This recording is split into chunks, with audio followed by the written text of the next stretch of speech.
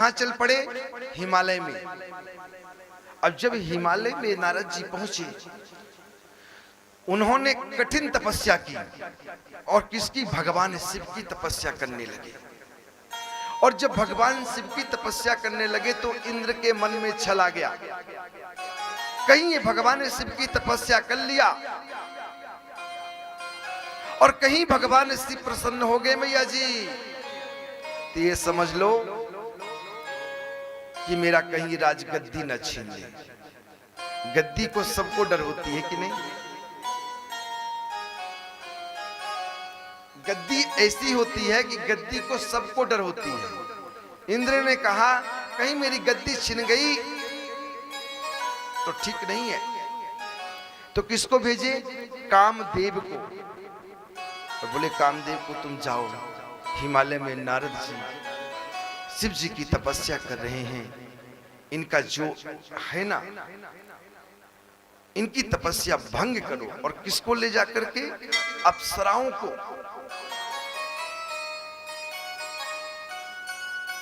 अप्सराओं को लेकर के जाओ, कामदेव इसकी तपस्या को भंग करो। जब अप्सराओं को लेकर कामदेव पहुंचा तो नारद जी ने कहा, अरे कामदेव तुम?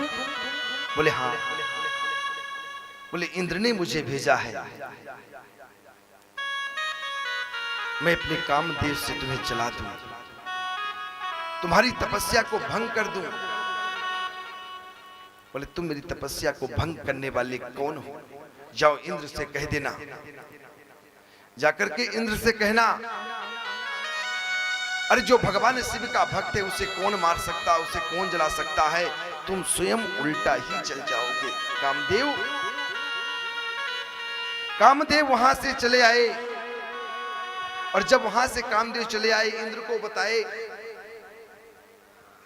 और जब इंद्र को बताए कि कैलाश पर्वत में जो है नारद जी दिव्य तपस्या कर रहे हैं,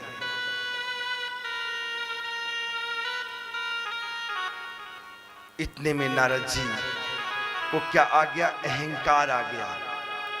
क्या आ गया? नारद जी को अहंकार आ गया कि मैं काम से जीत गया, मैं लोभ से जीत गया, मैं मोह से जीत गया। ना मुझे कोई लोभ में ला सकता है, ना मुझे कोई क्रोध में फंसा सकता है, ना मुझे कोई कामदेव में फंसा सकता है ना। भगवान शिव जी के पास नारद जी पहुंचे। और जब भगवान शिव जी के पास नारद जी पहुंचे कि मैं तो जीत गया भोलेनाथ जी, भोलेनाथ जी समझ गए नारद जी को अहंकार आ गया है। जब व्यक्ति को, मनुष्य को अहंकार आ जाए,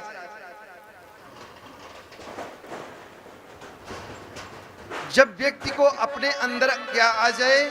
जोर से बोलिए, अहंकार आ जाए कि मैं ही सब कुछ हूं, मैं ही जो है भंडारा कर रहा हूं, मैं ही यज्ञ कर रहा हूं, मैं ही पूजन कर रहा हूं, मैं ही तप कर रहा हूं। ना ना ना ना ना ना ना ना, आप नहीं कर रहे हैं, करने वाले तो मेरे भोलेनाथ हैं। हम आप क्या करने वाले हैं? मेरे तो एक भी शक्ति नहीं है कि मैं 2 मिनट आपको कथा सुनाऊं। ये तो भोलेनाथ जी की कृपा है। हाँ, इनकी कृपा है। नारद जी को अहंकार आ गया, अपने अंदर अहंकार आ गया नारद जी को कि मैं क्रोध, माया, लोभ, इन तीनों चीजों से मैं जीत गया हूं।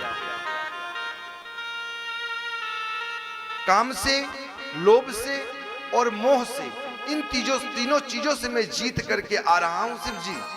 शिव जी को ने देखा, इनको अहंकार आ गया। शिव जी ने कहा ठीक है नारद जी। शिव जी की माया, कहते हैं कि माया बड़ी अजीब है, और जो भक्त को अहंकार ना आए वही सच्चा भक्त है। नारद जी ने सोचा कि मुझे कोई फंसा नहीं सकता है, मैं तो संत हूं, अब मैं भी शंकर जी के बराबर हो चुका हूं। भगवान बोले ठीक है बेटा, चल तू आगे आगे चल तू। अब इतने में नारद जी का अभिमान कैसे भंग हुआ। सूत जी बोले इसके बाद भगवान विष्णु ने एक अद्भुत माया रची। नारद जी जिधर जा रहे थे उधर एक नगर बनाया, उसके राज्य का नाम था सील निधि। सुंदर गुणवती आभूषणों से युक्त एक कन्या थी। उस दिन कन्या का स्वयंवर हो रहा था, उसमें अनेक देशों के युवक राजा पहुंचे। नारद नगर की शोभा देखकर मोहित हो रहे थे। जब वे राजा के पास पहुंचे तो राजा ने प्रणाम करके आदर से बिठाया और पूजा की। फिर देवी सुंदरी कन्या को बुला करके उनके चरणों में डाला और उसके वर के विषय में पूछा कि महाराज महाराज आप त्रिकाल ज्योतिषी हैं, इसको कैसे पति मिलेगा। नारद जी उसके सौंदर्य को देख करके मोहित हो गए। वे बोले राजन तुम्हारी कन्या साक्षात भगवती है। क्या है? साक्षात भगवती है, लक्ष्मी है, लक्ष्मी स्वरूपा है। इसको त्रिलोकी का स्वामी शिव जी के समान वीर यशस्वी पति प्राप्त होगा। ऐसे नारद जी कह करके वहां से चल पड़े। और जब वहां से चल पड़े तो नारद जी के मन में विचार आया कि इस कन्या से विवाह मैं करूंगा। नारद जी वहां से चल दिए। उनके मन में विकार उत्पन्न हुआ कि यह कन्या मुझे मिलनी चाहिए, लेकिन राजाओं के सामने मुझे क्यों स्वीकार करेगी, क्योंकि स्त्रियां रूपवान पुरुष को चाहती हैं। ना मेरे अंदर कोई चेहरा, ना मैं कोई सुंदर, तो मुझे देखकर कौन मोहित होगा। नारद जी जब उस कन्या को देखे तो नारद जी मोहित हो गए। अब ये भगवान शिव की माया है। भगवान विष्णु जी भी बगल में नारद जी को बैठा लिए थे, समझ गए थे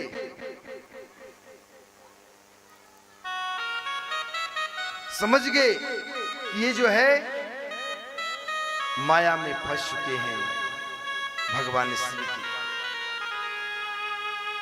तो उस कन्या से मन में विचार कर लिए कि मेरा विवाह हो जाए तो अति उत्तम, अति उत्तम। तो कहां चल दिए? सुंदर सा रूप मांगने के लिए किससे? भगवान विष्णु जी से। जब नारायण के पास पहुंचे कि नारायण सच्चिदानंद जैसा आपका स्वरूप है ना, मुझे भी आपका स्वरूप मिल जाए तो मैं उस कन्या से विवाह कर लूं। उस कन्या का क्या नाम था? जो राजा की कन्या थी, जिसका स्वयंवर होने वाला था, उस रानी का नाम था विश्वमोहिनी। भगवान विष्णु जी बगल में बैठाए। बोले अब नारद जी तो अहंकार आ चुका है, बोले उससे मेरा विवाह हो जाए और आपका सुंदर सा मुझे स्वरूप मिल जाए। बोले ठीक है। भगवान ने क्या किया? बोला भगवान ने कहा कि किसी अपने भक्त का अपमान भी नहीं करना चाहिए। तो भगवान ने सम्मान भी किया और रूप किसका दिया? बोलिए, जोर से बोलिए, बंदर का। और जब बंदर का रूप मिला, जब बंदर का रूप मिला और स्वयंवर में नारद जी पहुंचे। अब नारद जी बड़ा प्रसन्न थे भैया। नारद जी ने कहा बड़ा सुंदर रूप मिल गया है। और किसका रूप मिल गया है? नारायण नारायण नारायण का रूप। अब तो जो है विश्वमोहिनी से मेरा सुंदर सा विवाह होगा, बच्चे होंगे, हम भी अपने परिवार का लालन पोषण करेंगे। अब नारद जी जब पहुंचे स्वयंवर में, विश्वमोहिनी ने कहा कि प्रभु आपने तो सुंदर रूप दे दिया, लेकिन मैं क्या करूंगी? मैं इन्हें कैसे गले माला पहनाऊंगी, मैं तो केवल आपको। बोले कोई बात नहीं, मैं लास्ट में खड़ा रहूंगा कोने पे, तुम आना और मेरे गले में माला डाल देना। अब नारद जी इधर जब सभा में बैठे थे, सब अगल बगल देखकर हंस रहे थे। नारद जी ने क्या किया, दूसरे सब बैठ गए। भगवान शिव के रुद्र हंसने लगे। बोले तुम इतना क्यों हंस रहे हो? बोले मैं इसलिए हंस रहा हूं कि आप बहुत सुंदर लग रहे हैं, आप जैसे कोई सुंदर है ही नहीं। बोले अच्छा। नारद जी ने कहा अरे वाह वाह क्या बात है। अब नारद जी समाये नहीं जा रहे थे कि कहीं विश्वमोहिनी जैसे आएगी सबसे पहले मुझे ही वरमाला डालेगी। कहते जो शादी किया तो पछताया, और जो शादी नहीं किया वो भी पछताया, है कि नहीं। अब वो मनी मन जो है, नारद जी खुशी से समाया नहीं जा रहा था। नारद जी ने क्या किया, हाथ में सुंदर वीणा लिए बैठे हुए थे। उधर से श्यामा मृगाक्षी कटिमध्यहीनम गंभीर नाभि लंबे चकेशम सुशील वचनम घनदंत लग्नम ततो विवाहित यदि विश्वमोहिनी। अब जैसे माला लेके आ रही थी, भगवान कनकमय मोर मुकुट बिलसे देवता दर्शन को तरसे। आंख बंद कर लिए नारद जी, अब आ रही है विश्वमोहिनी, अब मुझे गले में वरमाला डालेगी और मैं सुंदर सा विवाह करूंगा। और भगवान अंत में खड़े थे, ले जाकर के भगवान के गले में माला डाल दी। कनकमय मोर मुकुट बिलसे देवता दर्शन को तरसे। भगवान विष्णु जी लेके चल पड़े। सभा में सब हंसे जोर जोर। नारद जी ने कहा, शिव जी के जो गण बैठे थे, बोले तुम क्यों हंस रहे हो? बोले पहले अपना चेहरा तो देख लो। नारद जी ने कहा कि मैं अपना चेहरा देख लूं? बोले हाँ, तुम जाकर के अपना चेहरा देखो। जब जाकर गंगा जी में जैसे चेहरा देखते हैं तो बंदर का। तत्काल विष्णु लोक पहुंचे। बोले छलिया, दुष्ट, कपटी, तूने मुझे छला, जा मैं तुझे श्राप देता हूं, तुझे मैं श्राप देता हूं। जिस प्रकार मैं अपने पत्नी के विनियोग में मैं तड़प रहा हूं और तू मेरे पत्नी को लेके छलिया चलाया, तेरा पेट नहीं भरा। नारद जी कह रहे हैं तेरा पेट नहीं भरा। 16,108 पुटरानियां तेरे पास है और एक भी मुझे पसंद आई तो तूने वो भी मुझसे छीन लिया।